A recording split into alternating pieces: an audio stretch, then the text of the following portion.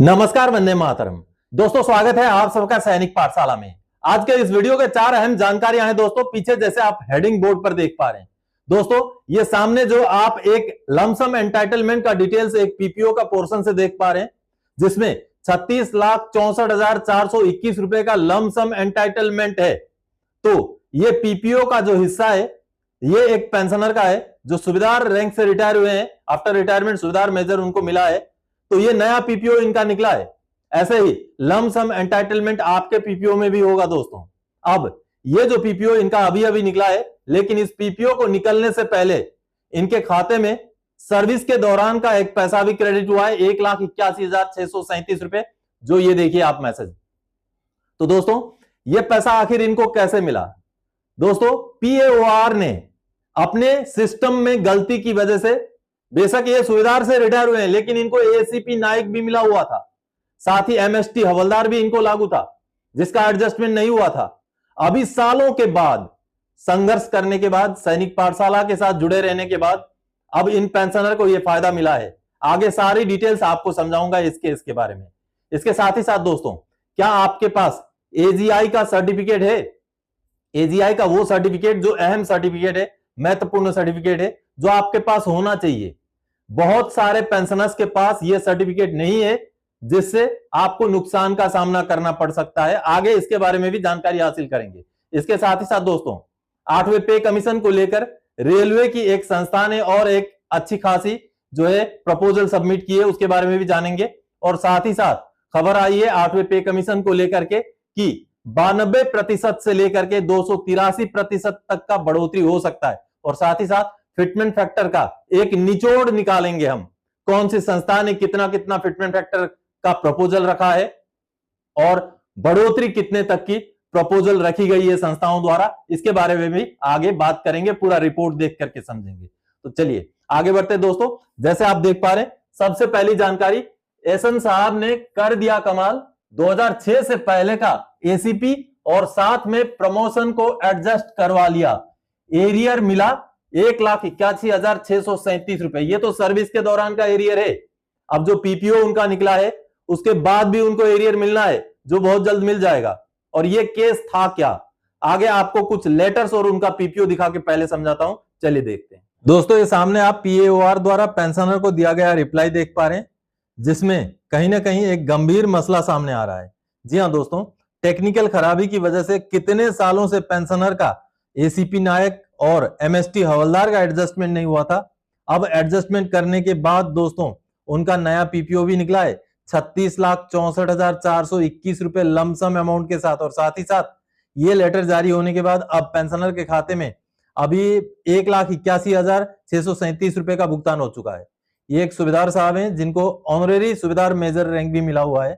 तो ऑनरेरी सुबेदार मेजर साहब को ये पीओआर ने जो रिप्लाई दिया वो आप देख पा रहे हैं। With reference to the letter cited above, the following information is furnished.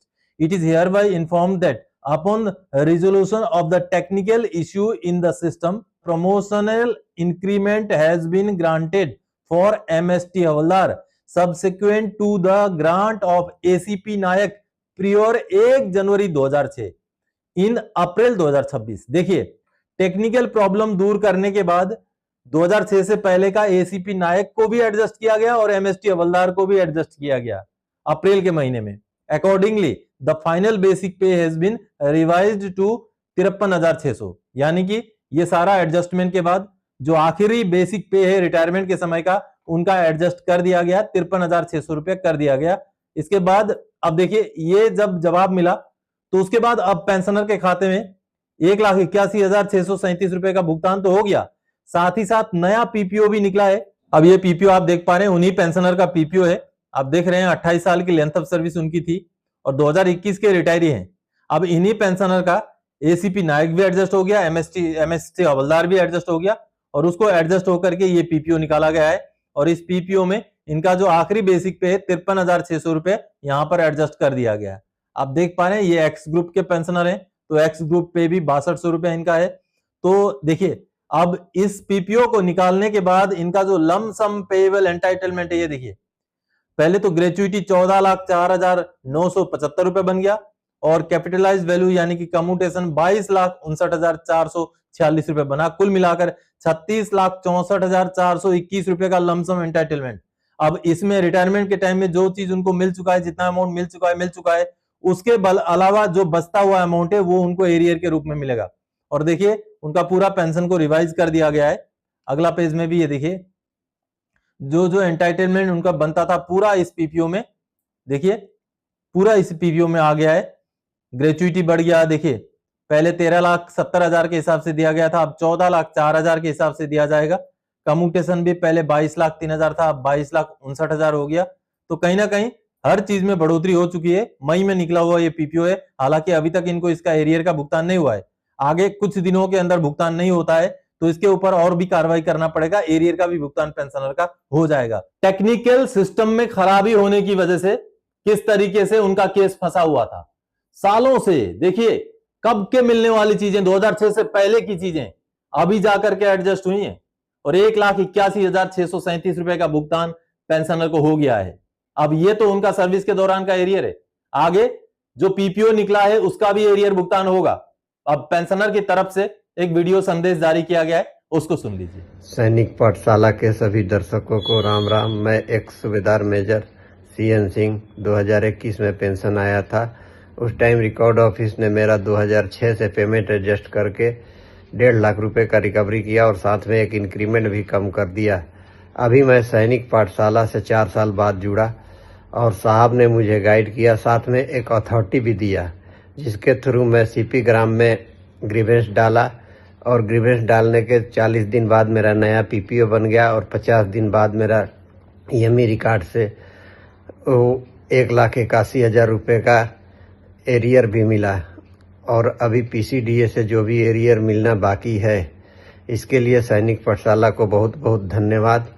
बाकी पेंशनर भी सैनिक पाठशाला से जुड़े और अपना क्यूरी जो भी है ख़त्म करें। थैंक यू सैनिक पाठशाला। जय हिंद, राम राम। तो आप सबने देखा दोस्तों, जानकार रहना, सजग रहना बहुत जरूरी है और सैनिक पाठशाला के सटीक जानकारी के साथ जुड़े रहना भी जरूरी है ताकि समय समय पर आपको सही जानकारियां मिल सकें। इस तरीके के बहुत सारे केसेस का एग्जाम्पल मैं आपको देता हूं जिससे कि आपको भी आने वाले समय में हो सकता है होने वाले नुकसान से बचाव का रास्ता मिल सके। तो चलिए अब आगे बढ़ते हैं अगली जानकारी की ओर। देखें 8वें पे कमीशन का एक नया प्रपोजल, पे पेंशन भत्ते सब कुछ सुधार हो। जी हां, एक प्रपोजल भेजा गया है और यह प्रपोजल किसने भेजा है, ये देखिए, railway senior citizen welfare society RSCWS। दोस्तों 8वें पे कमीशन में अभी भी मेमोरेंडम सबमिट किया जा सकता है, 15 जून तक इसका समय है। अभी तक अगर आपने सबमिट नहीं किया है तो जरूर सबमिट करें, यह हमारा कर्तव्य है। बाद में पे कमीशन के बाद में क्या मिलेगा, उस समय में अच्छा नहीं मिला, इस तरीके से कोसने से अच्छा है अभी अपना काम कम से कम करें और हमारा पार्ट का हमारा काम है कि हम अच्छे से अच्छा प्रपोजल सबमिट करें।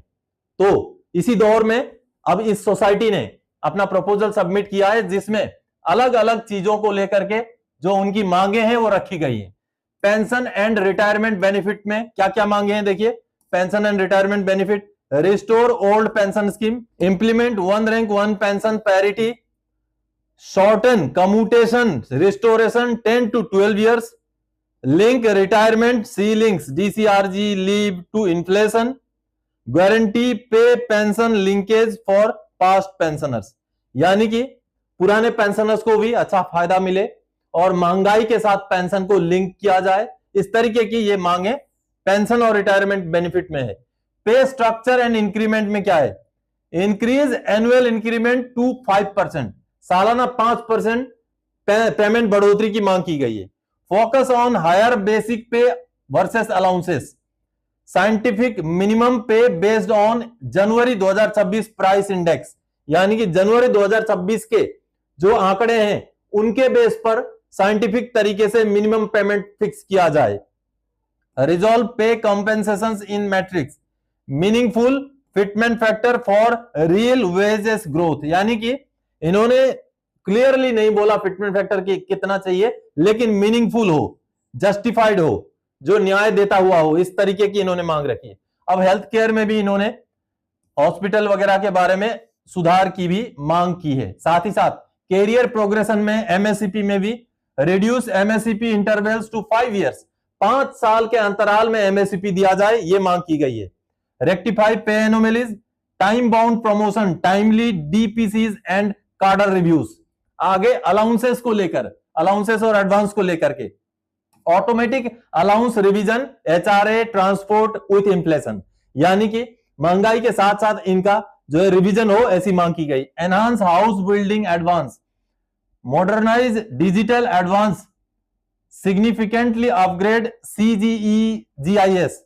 उसके बाद protect basic pay, performance pay supplementary only, यानी कि परफॉर्मेंस के बेस पर भी जो है पेमेंट बढ़े, इस तरीके की मांगे हैं। तो देखिए डिटेल में इन्होंने एक मांग प्रस्तुत की है। तो चलिए अब आगे बढ़ते हैं अगली जानकारी की ओर। 8वें वेतन आयोग में 92% से 283% तक की बढ़ोतरी के साथ आ गया फिटमेंट फैक्टर का निचोड़। जी हां, एक फिटमेंट फैक्टर का निचोड़ आपको दिखाऊंगा, ये वाला निचोड़ आपको दिखाऊंगा, लेकिन इससे पहले हम एक रिपोर्ट देखते हैं। चलिए, ये दोस्तों आप फाइनेंशियल एक्सप्रेस की खबर देख पा रहे हैं, और इसी खबर के जरिए मैं आपको ये जो फिटमेंट फैक्टर का निचोड़ दिखा रहा था, इसी के बेस पर है। देखिए, 8 pay commission pay matrix, minimum basic salary could jump by 92% to 283% depending on fitment factor. तो ये देखिए 1 जनवरी 2026 से जो है 8वां पे कमीशन लागू होना है, तो इसी को लेकर के ये जानकारी है। आगे आप देखिए कब तक कितने तक की बढ़ोतरी संभव है, ये पूरा डिटेल्स यहां पर दिया गया है। ये देखिए यही वाला उसका निचोड़ है।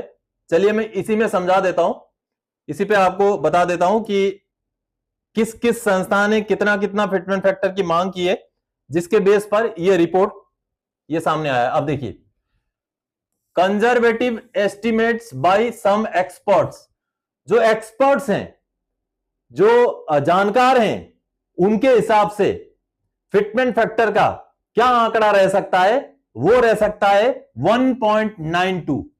ये एक्सपर्ट्स की राय है। पहले आपने पूर्व वित्त सचिव जी को भी सुना था, उसी के बेस पर ये है। और 1.92 फिटमेंट फैक्टर हो तो जो मिनिमम बेसिक जो आज के डेट में 18,000 है, वो बढ़कर 34,560 होगा, और बढ़ोतरी होगी 92% की। चलिए अब अगला है all India trade union Congress. इन्होंने क्या फिटमेंट फैक्टर मांगा है? 3.0 का, यानी कि 3 का फिटमेंट फैक्टर मांगा है, 3 गुना मांगा है। तो मिनिमम बेसिक पहुंच जाएगा 54,000, और जो बढ़ोतरी का परसेंटेज है 200% रहेगा। इसी हिसाब से आगे federation of national postal organisation FNPO ने 3.25 मांगा है, 58,500 पहुंचेगा मिनिमम, और जो बढ़ोतरी रहेगी वो 225% की रहेगी। आगे Jammu and Kashmir employee bodies, इन्होंने मांगा है 2.86 से 3.68 के बीच का फिटमेंट फैक्टर, जो कि मिनिमम बेसिक को 51,480 से 66,240 तक पहुंचा सकता है, और बढ़ोतरी 186% से 268% का हो सकता है। और Jammu and Kashmir employees federation ने क्या मांगा है? 3.05 का मांगा है, जिसमें मिनिमम बेसिक 54,900 और बढ़ोतरी का परसेंटेज 205%। और आखिर में नेशनल काउंसिल जेसीएम, यानी कि जो जॉइंट कंसल्टेटिव मशीनरी है, जो सबसे बड़ी संस्था है, इसने मांग की है 3.83, 68,940 मिनिमम बेसिक, 283% की बढ़ोतरी की मांग की है। यहां और एक रेलवे का जो टेक्निकल सुपरवाइजर एसोसिएशन है, उन्होंने तो 4.38 तक की मांग की है, 4.38 तक फिटमेंट फैक्टर की मांग की है। तो इस तरीके से आप यहां विभिन्न संस्थाओं के मांग देख पा रहे हैं, जो कि एक निचोड़ है। अगर इसको हम सभी की मांग को अगर हम मिक्स भी कर दें, अगर एवरेज भी निकालें, तब भी 3 से ज्यादा का फिटमेंट फैक्टर बैठ रहा है। लेकिन वो समय बताएगा। जो एक्सपर्ट्स हैं उनकी राय तो 1.92 की ही है दोस्तों। तो फिटमेंट फैक्टर आपके हिसाब से कितना होगा? आप क्या मानते हैं? आपको क्या लगता है? फिटमेंट फैक्टर कमेंट करके बताइएगा। केवल फिटमेंट फैक्टर का जो आंकड़ा है वो आप कमेंट कीजिएगा कि आपके हिसाब से फिटमेंट फैक्टर कितना तक हो सकता है 8वें पे कमीशन में। चलिए अब अगली जानकारी को और आगे बढ़ते हैं दोस्तों। तो ये सारा तो अभी हम समझ ही चुके हैं। चलिए अब आखिरी जानकारी की ओर आगे बढ़ते हैं, और आखिरी जानकारी है क्या आपके पास आपका एजीआई का एक्सटेंडेड इंश्योरेंस स्कीम का सर्टिफिकेट है? नहीं है तो क्या करें? जी हां दोस्तों, एक्सटेंडेड इंश्योरेंस स्कीम का सर्टिफिकेट एक अहम दस्तावेज है एक पेंशनर के लिए। अगर आप डिफेंस पेंशनर हैं या उनके घर वाले भी हैं, तब भी आपको यह सर्टिफिकेट की खोज करनी चाहिए। अगर आपके पास अभी नहीं है तो जरूर उसकी खोज करें, क्योंकि बगैर इस सर्टिफिकेट के आप बहुत बड़े नुकसान का सामना कर सकते हैं। चलिए, सबसे पहले मैं आपको मेरा खुद का सर्टिफिकेट दिखा करके फिर आगे बात करेंगे कि नहीं है तो कैसे हासिल करें। दोस्तों, ये सामने आप एजीआई का extended army group insurance certificate देख पा रहे हैं, जो मेरा खुद का सर्टिफिकेट है। हम जब रिटायर होते हैं तो आज के डेट में जो रिकवरी होता है इसके लिए 68,000 रुपए होता है। पहले समय समय पर इसका रेट अलग था, तो उस पैसे को काटे जाने के बाद हमें कुछ पीरियड तक इंश्योरेंस का कवरेज दिया जाता है। उस पीरियड के बीच में भगवान ना करे अगर किसी की मृत्यु हो जाए किसी पेंशनर की, तो उनके घर वालों को ये पैसे मिलते हैं। तो आप मेरा वाला सर्टिफिकेट देख पा रहे हैं।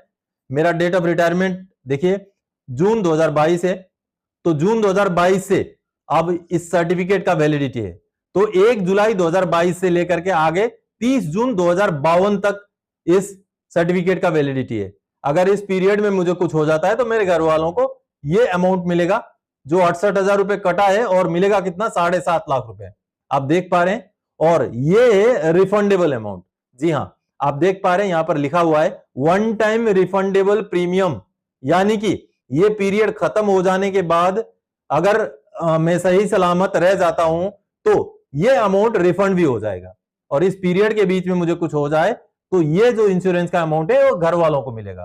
तो ऐसा जो इंश्योरेंस का सर्टिफिकेट है ये हर पूर्व सैनिक के पास होना चाहिए। अगर आपके पास ये सर्टिफिकेट नहीं है तो आपको ये सर्टिफिकेट कहां से मिलेगा ये जानना जरूरी है दोस्तों, क्योंकि ये सर्टिफिकेट बेहद ही अहम सर्टिफिकेट है, जिसमें से ये देखा गया है कि पूर्व सैनिकों की मृत्यु के बाद बहुत सारे ऐसे फैमिली पेंशनर्स हैं, ऐसे उनके घर वाले हैं जो इस एक्सटेंडेड इंश्योरेंस स्कीम को क्लेम नहीं करते हैं। जी हां, अगर उस प्रेस्क्राइब्ड पीरियड के बीच में, जो पीरियड उनके सर्टिफिकेट में मौजूद है, उस पीरियड के बीच में पूर्व सैनिक की मृत्यु हुई है तो उनके घर वालों को वो इंश्योरेंस का पैसा मिलेगा, और अगर ये नॉन रिफंडेबल है तो ये पैसा वापस नहीं मिलेगा, और रिफंडेबल है तो ये पीरियड खत्म हो जाने के बाद वो पैसा भी वापस मिलेगा, जैसे कि मेरे केस में 68,000 रुपए है। तो इस तरीके से ये सर्टिफिकेट आपके पास होना बेहद जरूरी है दोस्तों। बहुत ही अहम एंटाइटलमेंट है, बहुत ही अहम सर्टिफिकेट है। ये सर्टिफिकेट देखा जिसमें पूरा डिटेल्स आपने समझा, तो ये सर्टिफिकेट आपके पास होना चाहिए। भगवान ना करे कि ये सर्टिफिकेट की जरूरत आपको पड़े, लेकिन फिर भी सर्टिफिकेट होना चाहिए। नहीं है तो क्या करें? दोस्तों, ये सर्टिफिकेट आपको रिकॉर्ड ऑफिस के थ्रू से मिलता है। जब भी हम रिटायर होते हैं तो वो सर्टिफिकेट एजीआई द्वारा बल्क में रिकॉर्ड ऑफिस को भेजा जाता है, और रिकॉर्ड ऑफिस डिस्चार्ज ड्रिल के दौरान इंडिविजुअल्स को हैंडओवर करता है। आज के डेट में तो ईमेल में भी आता है, लेकिन जिनके पास नहीं है वो क्या करें? जैसे कि कोरोना काल के बहुत रिटायरी हैं जिनके पास नहीं है, इसके अलावा भी पुराने भी बहुत सारे रिटायरी हैं जिनके पास ये सर्टिफिकेट नहीं है। तो प्रीफरेबली इस सर्टिफिकेट को मांग करते हुए आपको रिकॉर्ड ऑफिस को लेटर लिखना है। रिकॉर्ड ऑफिस ये सर्टिफिकेट आपको प्रोवाइड कराएगा, और अगर रिकॉर्ड ऑफिस के पास भी ना हो, वैसे होता है रिकॉर्ड ऑफिस के पास एक कॉपी होता ही है, तो वो आपको वो सर्टिफिकेट की कॉपी भेजेंगे, फोटोकॉपी करके भेजेंगे, या आप ऑनलाइन अगर सीपी ग्राम्स में ग्रीवेंस डालें तो आपको पीडीएफ स्कैन करके भी भेज देंगे रिप्लाई के तौर पर। लेकिन अगर बाई चांस रिकॉर्ड ऑफिस के पास भी ना हो तो आप एजीआई से भी ये सर्टिफिकेट मांग सकते हैं। एजीआई से डायरेक्टली ना मांगे, पहले रिकॉर्ड ऑफिस से कोशिश करें। रिकॉर्ड ऑफिस से ना मिले तो ये सामने आप एजीआई का ईमेल आईडी देख पा रहे हैं, और साथ ही साथ आपको एजीआई का एड्रेस भी दिखाई दे रहा है। तो इसमें आप क्वेरी करके भी अपना एक्सटेंडेड इंश्योरेंस स्कीम का सर्टिफिकेट मंगवा सकते हैं दोस्तों। अगर नहीं है तो मंगवा के रख लीजिए, अहम दस्तावेज है। तो दोस्तों, आज के इस वीडियो में इन्हीं जानकारियों के साथ आया था। आने वाले समय में और कोई जानकारीदायक आपसे सरोकार रखने वाला विषय लेके मैं फिर से हाजिर हो जाऊंगा। तब तक के लिए जय हिंद दोस्तों।